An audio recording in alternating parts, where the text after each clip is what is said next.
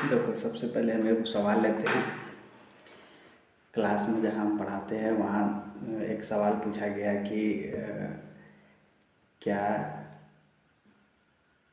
इश्क पढ़ाई में दिक्कत करता है? जी बिल्कुल, दिक्कत करता है। अगर आपका कंसंट्रेशन पढ़ाई की तरफ है तब तो ठीक है, लेकिन कंसंट्रेशन ठनका सब बिगड़ा, सारा कंसंट्रेशन वो खींच लेंगे। और यही दिक्कत है, कंसंट्रेशन टूटना नहीं चाहिए। अगर टूटा तो तुम टूटे। कहीं ना कहीं देखो, कहीं ना कहीं वो जो है तो चली जाएगी। आज तुम पैसे वाले हो, तुम्हारे साथ है, फिर पिताजी उसको खोज को देंगे नया, फिर वो निकल जाएगा, रह जाओगे बड़े वो तुम अकेले। तो बाद में जो काम आएगा वो सिर्फ है ज्ञान। बचा रह जाता है तुम्हारे साथ सिर्फ ज्ञान, न गार्जियन न कोई कोई और, सिर्फ तुम और तुम्हारा ज्ञान। इसीलिए ज्ञान पे फोकस करना ज़रूरी है। अगर नहीं पढ़ोगे तो ज्ञान होगा नहीं, और ज्ञान नहीं होगा तो फिर ज़िंदगी में बहुत कुछ नहीं, क्या क्योंकि ज्ञान की दुनिया है, इंफॉर्मेशन का ही दुनिया है अभी के समय में। पहले क्या था कि पहले तलवार से जंग जीती जाती थी, फिर सेना से जीती जाती थी, उसके बाद बम गोला बारूद, अभी पेन, इससे जीती जाती है जंग। यही सी की जंग बची हुई है बस। अब इसके बाद कंप्यूटर का युग आएगा और कंप्यूटर से जंग होगी। तो बात करते हैं बात करते हैं शमसुद्दीन इल्तुतमिश के बारे में। इल्तुतमिश बहुत सुंदर दिखता था, इसमें कोई दो मत नहीं है। स्मार्ट लड़का था, है ना, गुलाम था। सबसे पहले उसको बेचा गया था जमालुद्दीन के हाथों, फिर जमालुद्दीन से खरीदा था कुतुबुद्दीन ऐबक, और कुतुबुद्दीन ऐबक खरीदा था, और इसका जो परफॉर्मेंस था वो बहुत तगड़ा था। और इसको कुतुबुद्दीन ऐबक को लगता था कि वो आज ना कल जो है कि गद्दी के हकदार है, इसीलिए अपनी बेटी का ब्याह इससे करवा देता है और इसको रिश्तेदार बना, क्योंकि कुतुबुद्दीन ऐबक बहुत समझदार था। वो उसकी बेटी से शादी कर लिया, अपनी बहन का शादी के बाद सारे दुश्मन को तो शादी करके ख़त्म कर दिया ही। एक और दुश्मन था, हो सकता था कि बने, इसीलिए बेटी का शादी करवा के इसको भी रिश्तेदार बना दिया। अब इसका जैसे ही कुतुबुद्दीन ऐबक मरता है, उसके मरने के बाद उसका आराम सा एक शासक उसका बेटा बनता है, और जैसा नाम वैसा काम। काम कुछ खास था नहीं, है ना, तो काम को देखते हुए और गद्दी आसानी से मिल रही थी, इसीलिए इल्तुतमिश ने पहले ही हथिया लिया। और उसके बाद एक कहानी शुरू हुआ शमसुद्दीन इल्तुतमिश का। देखो, पहले सेटअप तो था ही, सेटअप तैयार करके गया था कुतुबुद्दीन ऐबक, उसके बाद इसको बना बनाया गद्दी मिला। लेकिन यहाँ भी समस्या तो था ही, कुछ समस्याएं थी जिसको बताएंगे। पहले तो ये सुंदर दिखता था, ये सबसे बड़ी अच्छी क्वालिटीज़ है, क्योंकि बहुत कम शासक है जो सुंदर दिखते हैं, अधिकतर भंट काले बेकार तरह के। और आराम सा कुमार के गद्दी पर बैठा।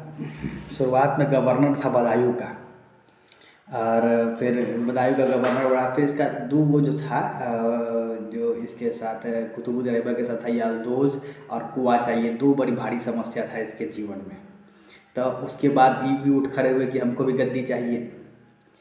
एक तो दूसरा कि जैसे ही कुतुबुद्दीन ऐबक मरा, सारे राजपूत उठ खड़े हुए कि हम आज़ाद है, हम आज़ाद है, सब आज़ाद है।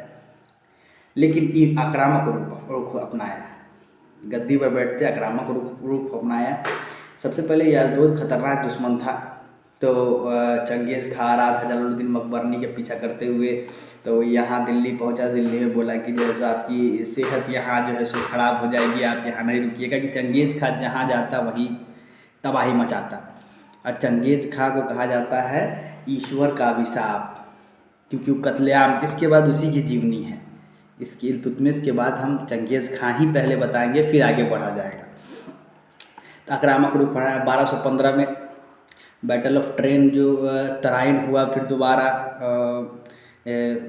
बैटल ऑफ तराइन हुआ, फिर उसके बाद जो है सो जिसमें ही अपने आप को सुनिश्चित कर लिया कि भैया हम राजा हैं, और यालदोज हार चुका था।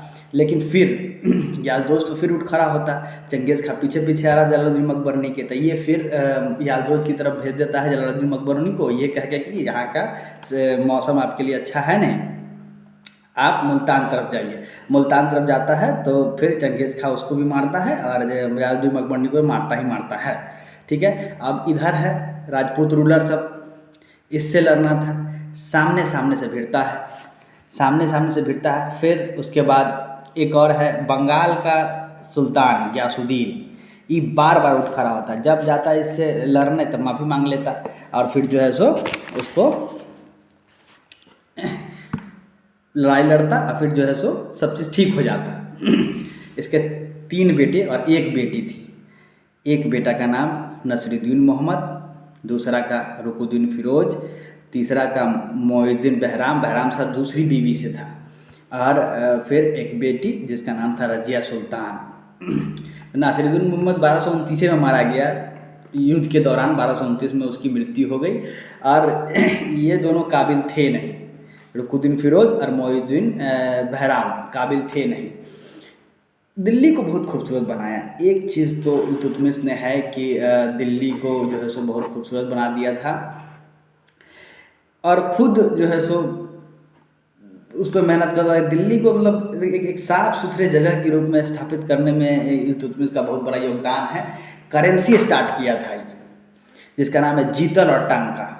ये आगे चल के बहुत लंबे टाइम तक चलेगा। जीतल और टंका, टंका सिल्वर कॉइन होता था और जीतल में 2.5 ग्राम सिल्वर और कॉपर होता था। फिर से एकता व्यवस्था को स्थापित किया। एकता मतलब कुछ ज़मीनें सैलरी के बदले ज़मीन दे दी जाती थी। छोटे एकता होते थे, बड़े एकता थे, ज़मीन जोतने के लिए ज़मीन दिया जाता था, छोटा छोटा खेत दिया जाता था कि आप इसी पर आपकी सैलरी यही है, बस इससे इसको किसान को दीजिए, फिर उससे टैक्स वसूलिए और यही हो गई आपकी सैलरी। खराज था, टैक्स रेवेन्यू। इसकी कमाई का जो है सो मुख्य साधन था। अपनी बेटी रजिया को अगला राजा घोषित करके मर गया ही। कुतुब मीनार बनवाया ही था। कुतुब मीनार को पूरी तरह से बनवाया ही नहीं, समझो कि एक तरह से मतलब 75% तक ही बना चुका था। और फिर जो है सो फिर 1235 में बीमार पड़ता है और 1236 में फिर जो है सो इसकी मृत्यु हो जाती है। लेकिन एक चीज़ है इसके, ये जो एक तुर्कान चहलगामी, तुर्कान चहलगामी क्या था कि 40 को ये किसी और पर भरोसा नहीं करता था। इल्तुतमिश किसी पे भरोसा नहीं करता था, वो अपने आदमी लोगों पर भरोसा, खुद गुलाम था। ये साले सब गुलाम थे, टोटल गुलाम।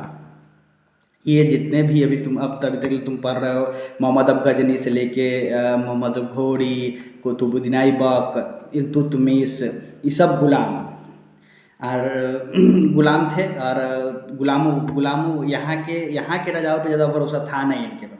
तो तुर्कान ने चहलगामी बनाया था, 40 को मंत्री बनाया था गुलाम को खरीद के, और इसी में था बलबन। ठीक है, 40 को गुलाम आया था जिसपे पूरा भरोसा करता था, और यही 40 को इसके पूरे राज्य से मंत्री होता है। इसके IAS IPS जैसे हो गए, जैसे प्रधानमंत्री हैं तो उनके IAS IPS जो भी वो कार्य करते हैं तो प्रधानमंत्री से इनकी सलाह पे काम किया जाता है। एक तरह से देखिए तो यही जो है सो ओरिजिनल पॉलिसी मेकर होते हैं। तो यही पॉलिसी मेकर थे तुर्कान चहलगामी। ये बहुत ज़रूरी है कि तुर्कान चहलगामी को ध्यान में रखा जाए, आगे भी जाके ये काम आएगा। ठीक है, इसके बाद ज़रूर हम लोग चंगेज़ खां पे पाएंगे। चंगेज़ खां इसके बाद का टॉपिक चंगेज़ खां है, लेकिन इल्तुतमिश के बारे में थोड़ा और जान लेते हैं। इल्तुतमिश जो है कि इनका पहले तो एक तो नसीरुद्दीन मोहम्मद मर चुका था, रुकुद्दीन फिरोज काबिल था नहीं, बहराम शाह काबिल था नहीं।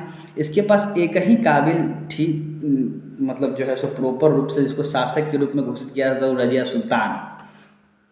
ठीक है, लेकिन लड़कियों को पहले तवज्जो नहीं दिया जाता है। यही एक भारी विडंबना है। भारी बड़ी कैपेसिटी के साथ जो है सो ये लड़कों के लिए शान की बात है कि पहले उनको जो है सो जब क्या कहते हैं संपत्ति में अधिकार दिया जाता है ना।